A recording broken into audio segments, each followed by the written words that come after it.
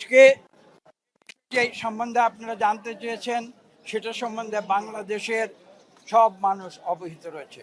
আপনার প্রশ্নের উত্তর আমি কি দিলাম বা না দিলাম সেটা গুরুত্বপূর্ণ নয়। আপনার প্রশ্নের উত্তর বাংলাদেশের তৃণমূলের মানুষ কি জানে বা না জানে সেটাই হচ্ছে গুরুত্বপূর্ণ। কাজে আমি অতীতেও বলেছি একটি কথা, বাংলাদেশ সৃষ্টি হয়েছিল গণতন্ত্রের জন্য। পাকিস্তানের অবকাঠামোর ভিতরে গণতন্ত্র হতে পারে না, তৎকালীন পূর্ব পাকিস্তানের মানুষ এটা বিশ্বাস করেছিল বলেই তারা গণতন্ত্রের আন্দোলনে নেমেছিল। এবং আমরা পরবর্তীতে দেখেছি একটি রাজনৈতিক দল যারা স্বাধীনতার প্রতিভু বলে নিজেদের দাবি করেছিল, অত্যন্ত লজ্জা এবং কলঙ্কের বিষয় যে তারা বাংলাদেশ থেকে স্বাধীনতার মূল আদর্শকে ধ্বংস করে দিয়েছে। কি সেটা ছিল গণতন্ত্র। সেই গণতন্ত্রকে ধ্বংস করে দিয়ে তারা প্রথমে বাকশাল কায়েম করেছিল, পরবর্তীতে তারা অলিখিত বাকশাল কায়েম করেছিল। বাংলাদেশের মানুষ কিন্তু সেটা গ্রহণ করেনি, এবং করেনি বলেই 2024 সালের 5ই আগস্ট সেই স্বৈরাচারী সরকারকে এই দেশ থেকে বাংলাদেশের মানুষের ঘৃণার ফলশ্রুতিতে পালিয়ে যেতে বাধ্য। কাজে আজকে আপনি যে প্রশ্নের উত্তর দিয়েছেন এর উত্তর অত্যন্ত স্পষ্ট। আমরা স্বাধীনতায় বিশ্বাস করি বাংলাদেশের, আমরা বাংলাদেশের গণতন্ত্রে বিশ্বাস করি। শহীদ প্রেসিডেন্ট জিয়া রহমান, বিএনপির প্রতিষ্ঠাতা সভাপতি চেয়ারম্যান, তিনি বাংলাদেশের গণতন্ত্রের জন্য তিনি জীবন দিয়েছেন। কাজে আজকে আমরা গণতন্ত্রের জন্য কাজ করে যাচ্ছি এবং সেই গণতন্ত্রকে বাংলাদেশে ফিরিয়ে আনতে হবে, এবং সেটা আনতে হবে যত দ্রুত সম্ভব।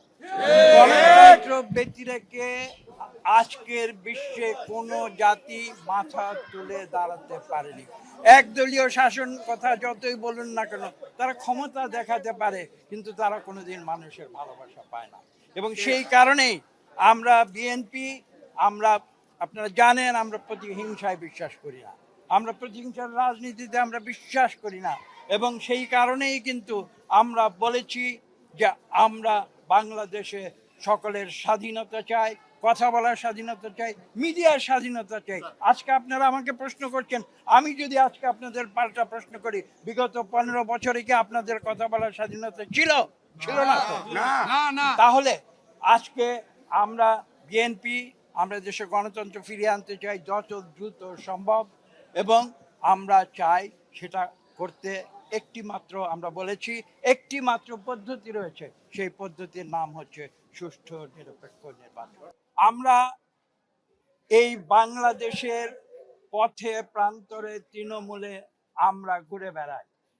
আপনারা জানেন শহীদ প্রেসিডেন্ট জিয়া রহমানের একটি পদবি বাংলাদেশের মানুষ ভালোবেসে দিয়েছিল, সেই পদবীর নাম ছিল রাখাল রাজা। শহীদ প্রেসিডেন্ট জিয়া রহমান বঙ্গভবনে বসে রাজনীতি করেননি, তিনি রাজনীতি করেছিলেন বাংলার পথে প্রান্তরে, মাঠে ঘাটে, ফসলের ক্ষেতে, নদী খাল চষে বেরিয়েছিলেন। তিনি খাল খনন করেছিলেন কার জন্য? বাংলাদেশের জন্য। এবং আমি একটু আগে উদাহরণ দিয়ে বলেছি, তিনি বাংলাদেশের এই যে দেশজ শিল্প, এই যে বাউল গান বলুন, পল্লী গীতি বলুন, তাকে রাষ্ট্রীয় পর্যায়ে প্রতিষ্ঠিত করার জন্য তিনি পদক্ষেপ নিয়েছেন। ইনশাআল্লাহ এই বাউল গান তথা আমাদের পল্লী গীতি বলুন, গ্রামীণ সংস্কৃতি বলুন, আমাদের যে বাংলাদেশের যে মূল যে সংস্কৃতি, যেটা আমাদের ফসলের ক্ষেতে, আমাদের নদীতে যেটা গড়ে উঠেছে শত শত বছরের পরিক্রমায়, সেই শিল্পকে আমরা আগামীতে যদি জনগণ আমাদের ভোট দিয়ে এই দেশ পরিচালনার দায়িত্ব দেয়, আমরা এই শিল্পকে শুধু জাতীয় পর্যায়ে নয়, আমরা ইনশাআল্লাহ আন্তর্জাতিক পর্যায়ে সুপ্রতিষ্ঠিত।